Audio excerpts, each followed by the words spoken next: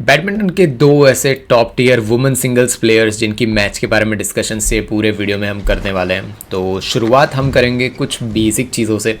Carolina Marin और इंटरनॉन दोनों के बारे में मैंने कुछ चीज़ें डिस्कस पुराने वीडियोस में कर रखी है। आप पुराने जितने भी कैरोलिना मरिन के या फिर इंटरनॉन के जाके देखोगे जिसमें एनालिसिस किया मैंने, उसके अंदर जाके एक दो चीज़ें आप नोटिस करोगे।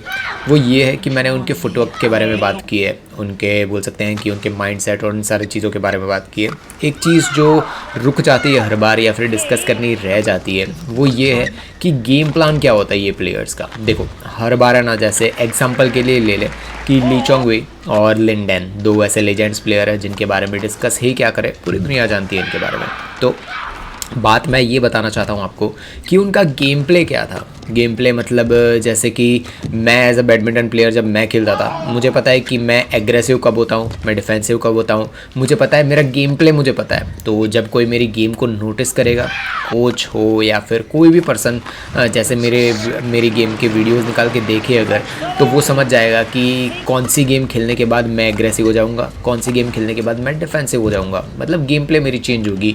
एक पर्टिकुलर रिदम होती है गेम प्ले की, वो गेम प्ले कब चेंज होती है मेरी।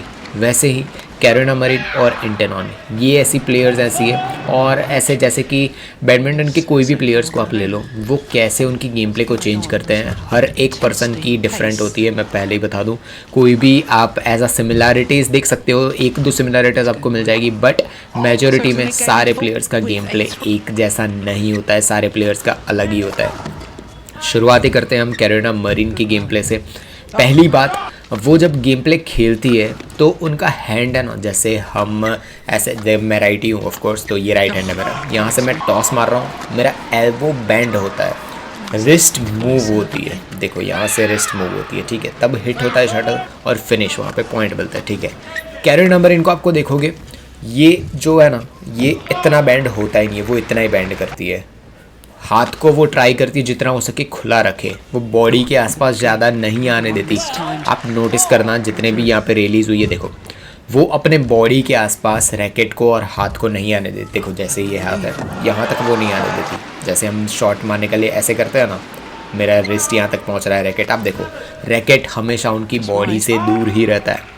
ये चीज़ आपको एक एडवांटेज भी बना सकती है, एडवांटेज भी दे सकती है और एक डिसएडवांटेज भी है। देखो एग्जांपल के लिए मैं लूँगा आन सेयंग को। आन सेयंग एक ऐसी प्लेयर है कि जैसे हम ओवरहेड शॉट जब भी लेने जाते हैं तो हमारी बॉडी, अपर बॉडी मूव करती है, ऐसे टिल्ट होती है थोड़ी, ठीक है, और हमारा जो शोल्डर और हैंड्स है वो ऐसे मूव होते हैं। मतलब हम थोड़े से, जैसे मैं राइटी हूँ और ओवरहेड शॉट लेने जा रहा हूँ तो थोड़ा राइट में मूव करूँगा, ऑफ कोर्स मेरी बॉडी भी मूव करेगी, मैं भी मूव करूँगा और मेरी आंखें भी थोड़ी मूव करेगी वहाँ पे। मतलब मैं अपोनेंट को नहीं देख रहा हूँ, मुझे नहीं पता है मेरा अपोनेंट कहाँ पे है। बट वहीं पे आन सेयंग का जो यहाँ पे रोटेटर होता है ना, मतलब शोल्डर, वो इतना अच्छा और इतना फ्लेक्सिबल है, उनकी बॉडी स्ट्रेट रहती है, उनका शोल्डर मूव करता है। अब जा आपके एक दो बार वो चीज़ देखना, बहुत बढ़िया, ये कुछ ही लोगों में होता है, आप फ्लेक्सिबिलिटी ला के चेंज कर सकते हो।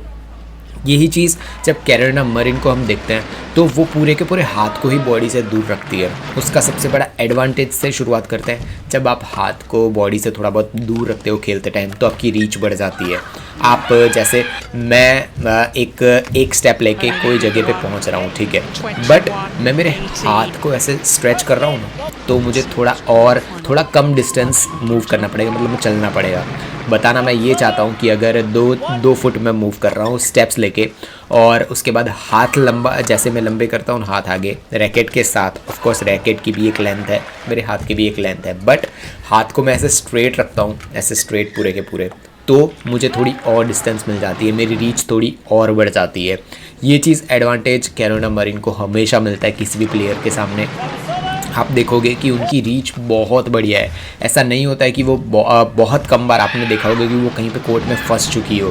कि जैसे बोलते हैं ना कि एग्जांपल के लिए मैं लूँ तो मैंने 2-3 दिन पहले ही अकाने यामागुची का पूरा गेम प्ले डाला, तो उसके अंदर आपने एक चीज़ नोटिस की होगी कि अकाने यामागुची को पीछे का कोर्ट है ना, बैक वाला कोर्ट, वहाँ पर फंसाना थोड़ा बहुत ईजी हो जाता है, घूम घूम के वहाँ पर पहुँचा के थोड़े बहुत फंस जाती है। तो वही चीज़ है, ये वो चीज़ मैंने कभी भी कैरोलिना मरिन के गेम प्ले के अंदर नहीं देखी है। उसका सबसे बड़ा एडवांटेज ही ये होता है कि ये उनका हैंड जो वो मतलब स्ट्रेच करती है ना, तो एक तो उनकी हाइट ज़्यादा है, एक बोलता है ना कि कॉमन जो वुमेन सिंगल्स प्लेयर्स होती हैं उनसे थोड़ी बहुत हाइट ज़्यादा है, ये सबसे बड़ा एडवांटेज। सेकेंड चीज़, हाथ वो स्ट्रेच करती है, रीच बढ़ गई। तो यहाँ पर डिसएडवांटेज क्या होता है? डिसएडवांटेज एक नेग्लेजिबल टाइप चीज़ है। मैं बोलूँगा कि जैसे एक आप एग्जांपल के लिए मैं अगर आपको बताऊँ तो तुंजुंग है। तुंजुंग जब ओवरहेड शॉट्स लेने जाती है ना, तो लोअर बॉडी कहाँ मूव कर रही होती है, अपर बॉडी कहाँ मूव कर रही होती है, और जो हैंड्स होते हैं ना वो तो अलग ही मूव कर रहे होते हैं। मतलब वो मार ज़रूर देती है बट ऐसा कंफर्म नहीं है कि उनको जहाँ पे मारना है ना वहीं पे जाएगा। ओवरहेड के अलावा आप उनके सारे शॉट्स देखोगे तो एकदम परफेक्ट होंगे तुंजुंग के, बट सिर्फ ओवरहेड में ही वो वहाँ पे फंसती है। तो मैं तुंजुंग का एग्जांपल क्यों दे रहा हूँ? वहीं पे आती है फ्लेक्सिबिलिटी। तुंजुंग भी ट्राई करती है, जो मतलब उनका भी एक नेचुरल गेम प्ले है वो भी ट्राई करती है कि है ना ओवरहेड शॉट वो कैरोलिना मरिन जैसा ही है, उनका भी ओवरहेड। बट वहाँ पे उनकी गलत चीज़ क्या हो जाती है कि उनका पूरा गेम प्ले वो नहीं है। बाकी के गेम प्ले में वो थोड़ा बहुत हाथ को बैंड करती है, बट कैरोलिना मरिन का पूरा गेम प्ले ही वो है। बट डिसएडवांटेज कहाँ आ जाता है कैरोलिना मरिन का? जब फ्लेक्सिबिलिटी की बात आ जाए, जैसे कि वो फंस चुकी है कहीं पे वो बहुत ही रेयर होता है, 21 में से 1 या 2 ही पॉइंट्स ऐसे होंगे जहाँ पे वो फंसेंगी। उनको फंसाने के लिए आपको रेली बहुत लंबी अच्छी खासी खेलनी पड़ेगी, तभी वो फंसने वाली, उसके अलावा वो नहीं फंसने वाली। वही चीज़ है, आप जितने भी मैचेस, अगर आपको बिलीव नहीं हो रहा, आप जाके उनके जितने भी मैचेस है वो देख सकते हो, वो नहीं फंसती कभी भी। फंसाओ उनको, वह रेली करो, कंटिन्यू रेली करो। देखो ओवरहेड शॉट्स भी उन्होंने ले लिया, इसी तरीके से वो लेगी, आपको कोई मतलब मौका वहाँ पे नहीं देने वाले। देखो मैं ये रिपीट करके आपको दिखा देता हूँ।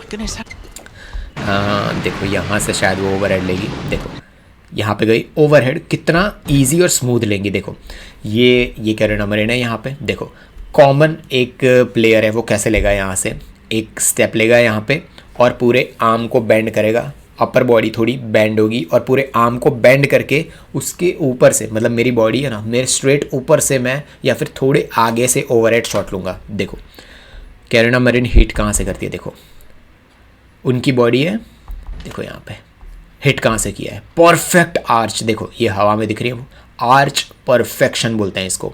हैंड देखो, जितना बैंड हमारा होता है ओवरहेड शॉट लेते टाइम उतना बैंड नहीं होता है। ऑफकोर्स वो बैंड करती है, देखो यहाँ पे ये बैंड आपको दिख रहा होगा, उतना नहीं करती है बट करती ज़रूर है। देखो कितना परफेक्ट ये लग रहा है, बट यही चीज़ अगर आप ट्राई करोगे आप रीच नहीं कर पाओगे अच्छे से, क्योंकि आपका as a natural game play वो नहीं है। ये चीज़ आप फ्लेक्सिबिलिटी से ला सकते हो, आपके बॉडी से आप आपके स्ट्रेचिंग ऐसे ही कर सकते हो कि आपकी बॉडी से हाथ दूर रहे। ऑफ कोर्स रीच बढ़ जाएगी आपकी, बट ये चीज़ आप तब भी ट्राई कर सकते हो जब आपकी, जैसे मेरी ये छोटी हाइट है तो मैं भी ये रीच वाली चीज़ ट्राई करता था, बट फ्रंट कोर्ट में ज़्यादा करता था, क्योंकि बैक कोर्ट में मैं जल्दी जल्दी पहुँच जाता था, मुझे पता है। बट फ्रंट कोर्ट में जब वो नेट टू नेट आता है ना, तब हमें लंज लेके पहुँचना ही पड़ता है, आपको स्ट्रेच करना ही पड़ेगा कुछ भी हो जाए। तो जब हम स्ट्रेच करते हैं वहाँ पे, तो ऐसे हैंड्स जैसे कैरोलिना मरिन कर रही है वैसे हैंड्स करेंगे, वो एक एडवांटेज आपको हो सकता है। तो कभी भी किसी की गेम प्ले देख रहे हो, जैसे कैरोलिना मरिन है, आप उनसे जो उनकी बोल सकते हैं ना कि बैड थिंग्स है, वो चीज़ लो ना लो वो आप पे डिपेंड करता है चीज़ें, वो मैं बताने वाला नहीं हूँ। बट सारे प्लेयर्स से जो बेटर थोड़ी थोड़ी चीज़ें होती है, वो अगर आप मतलब अपने अंदर गेम प्ले के अंदर अप्लाई करनी शुरू कर दो, जैसे रीच बताया मैंने पूरे वीडियो के अंदर डिस्कस किया कि रीच कैसे चेंज होती है कैरोलिना मरिन की, हाथ कैसे वो लंबे करती है। ये चीज़ अगर आप आपके गेम प्ले में अप्लाई करोगे, ऑफकोर्स चांसेस बहुत ज़्यादा है कि आपके गेम प्ले में भले 5% to 10% डिफरेंस ना आए, बट 1 to 2% भी डिफरेंस आएगा, वो एक बहुत बढ़िया चीज़ रहेगी। 1 to 2% difference every day, and एक साल ख़त्म होगा तब तक आपका डिफरेंस बहुत बड़ा हो चुका होगा, आपकी गेम प्ले कहीं और ही पहुंच गई होगी। तो ये सारी बेसिक चीज़ें, इस पे आपको ध्यान रखना चाहिए। सारे प्लेयर से छोटी छोटी चीज़ें, वो एडवांटेज जितने भी उनकी बेसिक चीज़ें वो आप लेना शुरू कर दो। कैरोलिना मरिन के बारे में डिस्कस की, ऑफकोर्स इंटरनल और उनके बारे में डिस्कस अगले वीडियोज़ में आ जाएगा।